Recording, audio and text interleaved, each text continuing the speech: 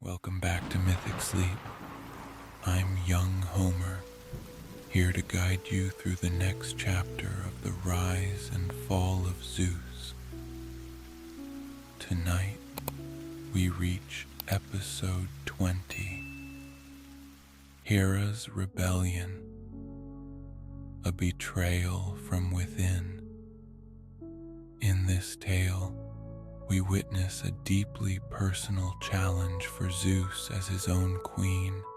Hera plots against him, rallying gods who question his rule.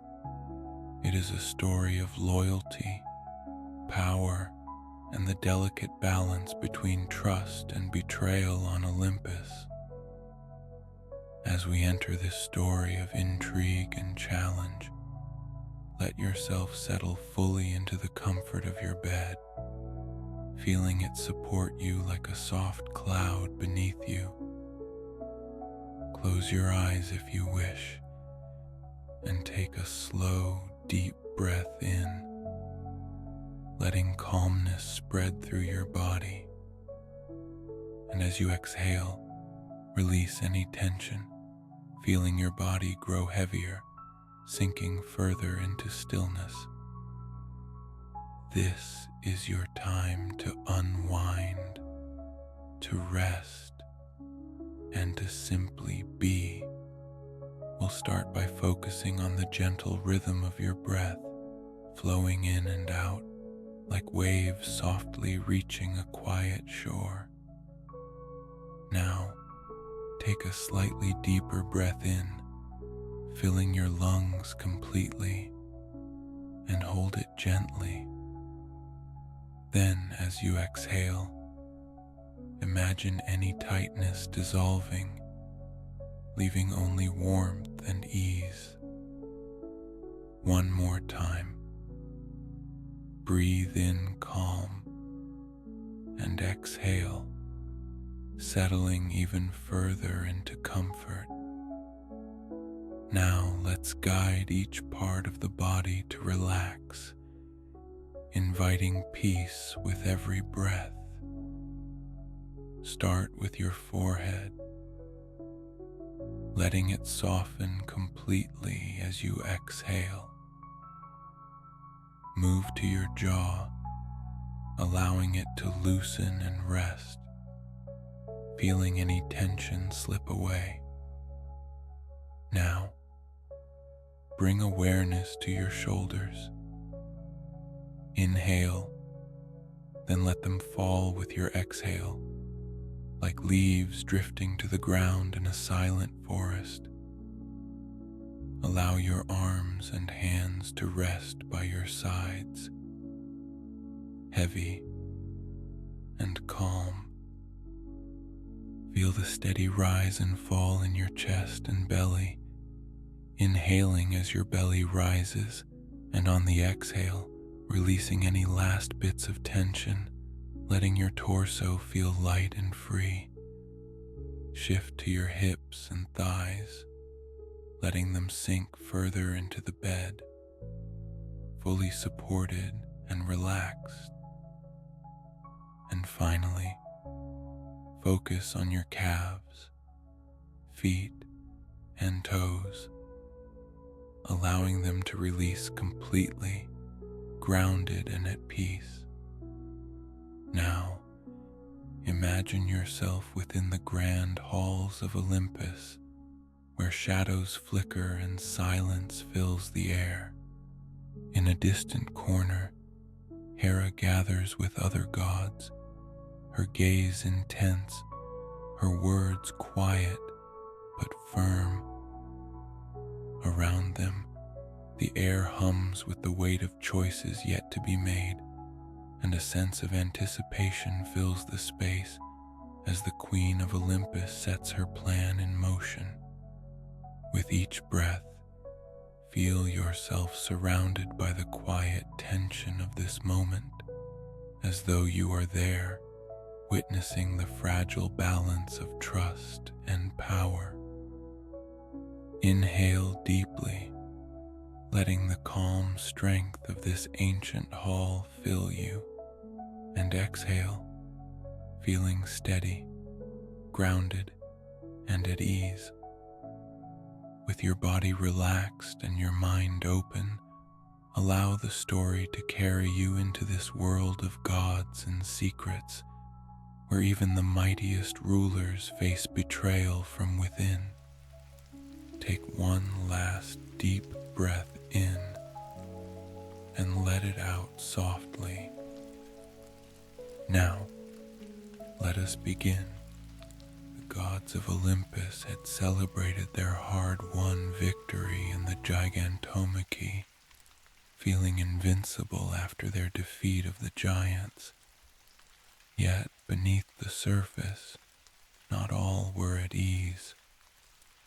Hera, queen of Olympus and wife to Zeus, had long felt the weight of her position. Although she was revered and respected by the other gods, Hera found herself increasingly at odds with Zeus, whose authority she began to view as stifling and domineering. Hera's dissatisfaction grew as she witnessed Zeus making decisions that affected the entire pantheon without consulting her or the other gods. She felt that Olympus was not ruled by the collective wisdom of its gods, but was instead governed by the singular will of Zeus. This sense of exclusion planted seeds of resentment in Hera, who began to question her place as queen of Olympus. In quiet moments, Hera confided her frustrations to a select few gods who shared her sentiments, though none openly opposed Zeus. A small circle of gods, including Ares, the god of war, and her own son, began to listen. Hera's words stirred something in them, a feeling that perhaps Olympus should be a place where each god's voice could be heard. Emboldened by their support, Hera began to consider the unthinkable, a rebellion from within Olympus itself. Hera's rebellion required careful planning and absolute secrecy. She approached Hephaestus, the god of blacksmiths and craftsmen, knowing his loyalty lay more with his mother than with Zeus. Though he was hesitant, Hephaestus listened as Hera shared her vision, a council where all gods held equal influence, where no single god could impose their will upon the rest. Hera's words struck a chord within him, and despite his reservations, Hephaestus agreed to aid her. With Hephaestus's skill, Hera devised a trap to subdue Zeus, chains crafted from divine metal, imbued with enchantments that could restrain even the mightiest of gods. These chains would be near unbreakable, designed specifically to bind Zeus and force him into submission. Hera's plan was not to dethrone Zeus completely, but to show him that his rule was not absolute, to prove that Olympus was a realm of gods, not a kingdom under one king. Ares, driven by his loyalty to his mother and a thirst for autonomy, eagerly joined the rebellion. His strength and prowess in battle would be crucial if Zeus resisted. Hera's alliance grew in strength, and with each passing day, her quiet resolve hardened. The time to act was drawing near, and she knew that if she faltered, her dream of a fairer Olympus would be crushed. On an ordinary day, when the gods gathered for a council, Hera and her allies put their plan into motion.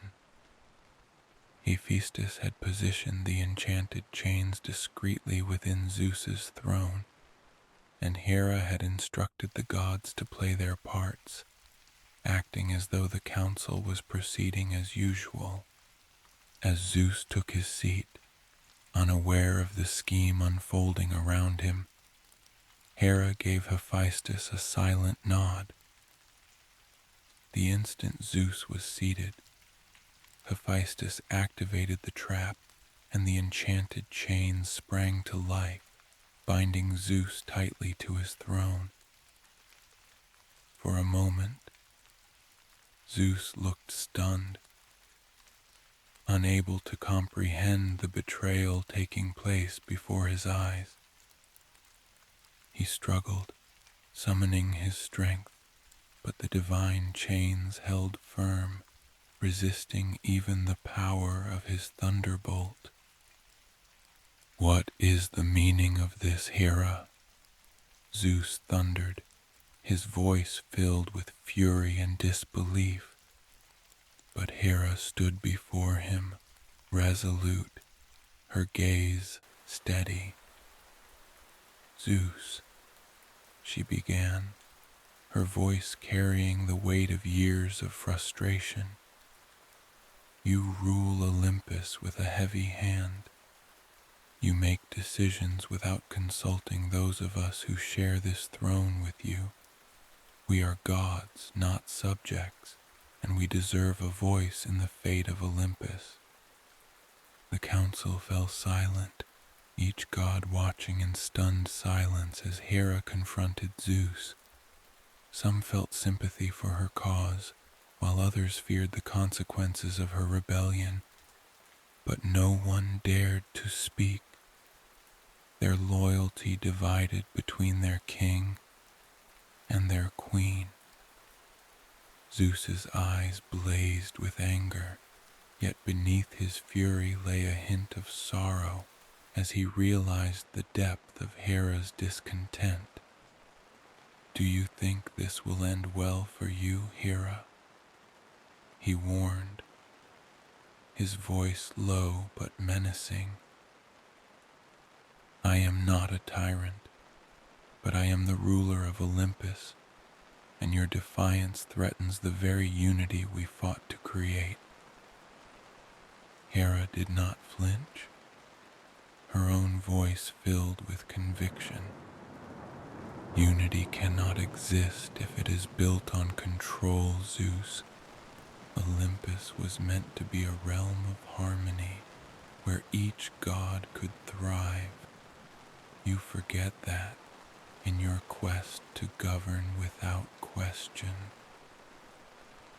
The tension in the room was palpable. Gods like Athena and Hermes watched with concern, recognizing that this conflict went beyond a simple power struggle. It was a clash of ideals, a test of whether Olympus could truly be a unified realm. When the rulers themselves held differing visions of what unity meant. Realizing that the rebellion threatened to fracture Olympus entirely, Poseidon stepped forward, raising his trident to silence the escalating confrontation. "Hera, Zeus, enough," he commanded, his voice calm yet forceful. "We are gods, bound to protect and guide, not to fall to infighting and division. Let us seek a resolution before we lose the very harmony we claim to uphold." Hestia, goddess of the hearth and peacekeeper of Olympus, also spoke, her voice gentle yet firm. "Hera's concerns are valid, and Zeus's role as king is equally. Perhaps it is time to redefine what leadership looks like in Olympus, to find a balance that respects both authority and equality." With the support of the council, a compromise began to take shape. Instead of a strict hierarchy, they proposed a council-based governance where the voices of all gods would be respected and consulted on matters affecting Olympus and the mortal realm. Zeus would remain king, but the power would be shared, allowing each god a voice in the decisions that shaped their world. Zeus, though reluctant, recognized the wisdom in their words. He agreed to the council's proposal, though he cautioned that leadership, even shared, would require discipline and unity to prevent chaos. Hera, having made her point, accepted the new arrangement, her heart lighter, knowing that her voice and the voices of others would no longer be ignored. With the council's agreement, Hephaestus stepped forward to remove the chains binding Zeus. As the enchanted bonds fell away, Zeus rose, looking over the gathered gods, his expression one of both weariness and resolve. He knew that this act of rebellion had not been born of malice, but from a desire for a fairer Olympus, a desire that, in his quest for order, he had perhaps overlooked. "I will honor this agreement," Zeus declared, his tone steady. "We shall rule as a council, with each god's voice valued and heard. But let this be the last time such defiance is needed to bring change. We must stand united, or our enemies will seize upon our division."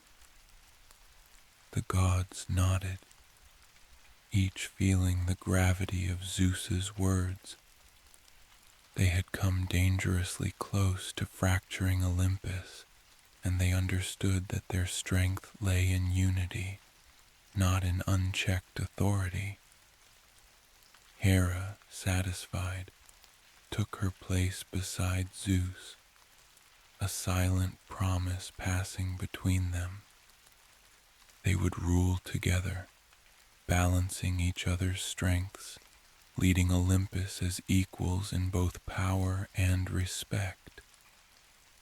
As peace returned to Olympus, the gods resumed their roles, each one empowered by the council's new system of governance. Zeus and Hera had faced their greatest test, not from an external enemy, but from within their own council. They understood now that Olympus could not remain strong without the voices of all its gods, without a balance of power that allowed each of them to thrive. Though the rebellion had shaken their unity, it had also given birth to a stronger Olympus, a realm where every god's wisdom contributed to the rule of the heavens. Hera's act of defiance had paved the way for a fairer, more balanced Olympus, a place where unity was built on respect and shared purpose rather than control.